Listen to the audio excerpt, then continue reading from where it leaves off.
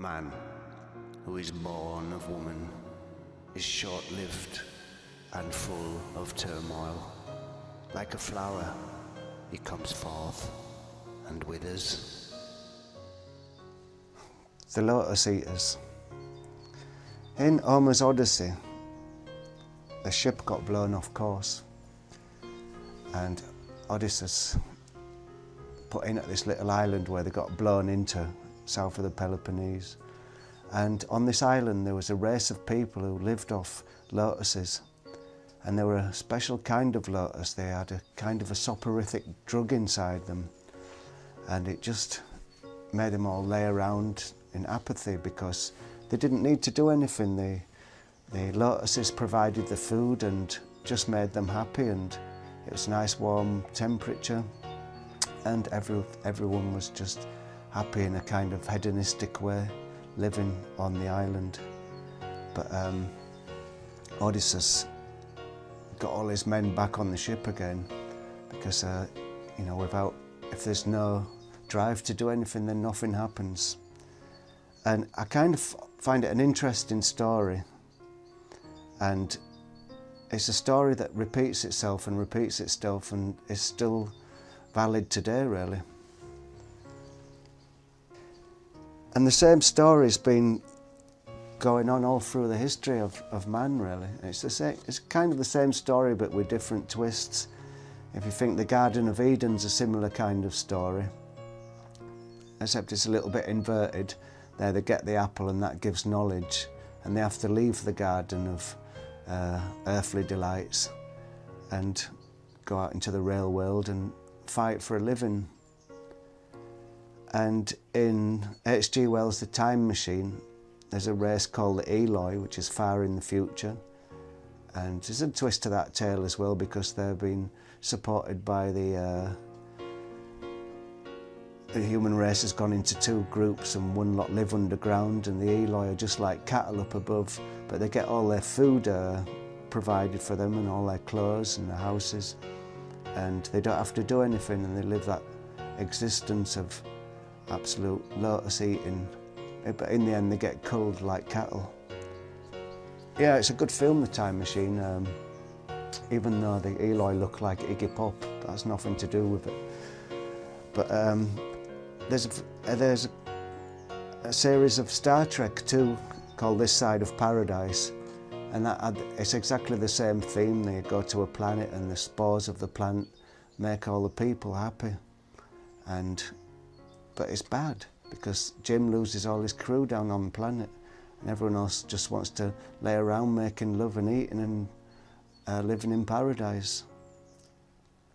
And at the end of the Star Trek episode, Jim says, maybe we weren't made for paradise. And maybe by the fact that we are intelligent beings, we were not made for paradise. Because if we hadn't become intelligent beings, we'd still be in paradise, if you know what I mean. And it makes me think about gorillas, happy in the forest, munching away on the leaves, go up in the tree, lay in a little nest for a while and move on to the next fruit. And I think that's how the colonial system came into being, because all these North Europeans who lived in a cold climate for half the year, they had to devise ways to survive, devise ways to get through the winter. And people went out in ships from Britain, other colonial lands, Belgium, Holland, Germany, those countries, went out around the world and found all these native people living around, usually in hot places around near the equator. And they were easy to subdue because these people were kind of peaceful and just enjoying their laid-back existence in the summer climes, plenty of fruit to eat, simple life. And then the colonials came along and, well, exploited them in a way and made money out of their land for their homeland. So you see, the story of the Lotus Eaters is still quite present today. And now we get the modern way now. We're back into the future a bit. And say in the first world countries, America, Britain, all these countries, everybody's becoming obese and eating lots and lots of sugar, and drinking lots of alcohol, and becoming Lotus Eaters. And what happens to Lotus Eaters is usually somebody else comes along and kills them, and then they have a chance of becoming Lotus Eaters too. And this drive that we've got at the moment we have lots of, still in the colonial system, we have lots of third world countries doing the dirty work for us. And eventually, if technology carries on going the way it is, we'll have robots doing the work, and we'll become even more Lotus Eater-like, and maybe we'll just degrade into unthinking lumps and then become not really human anymore. And that's the old problem with being a Lotus Eater.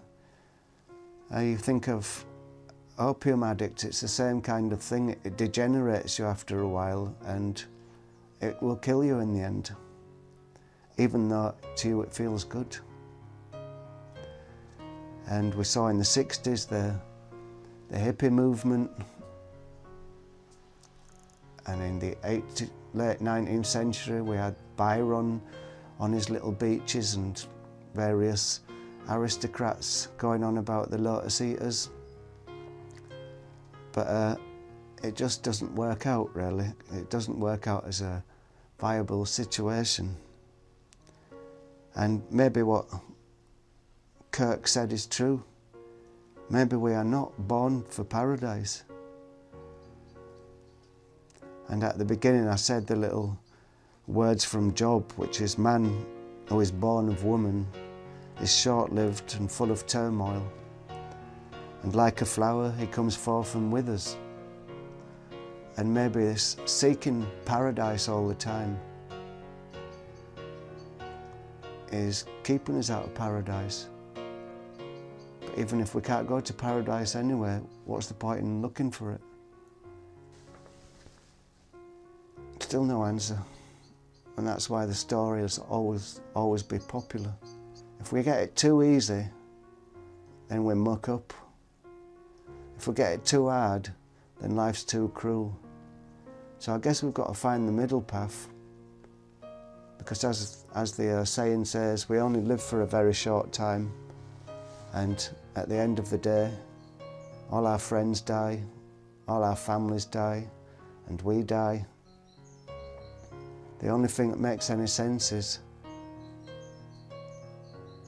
doing your best to stay positive in these times of turmoil.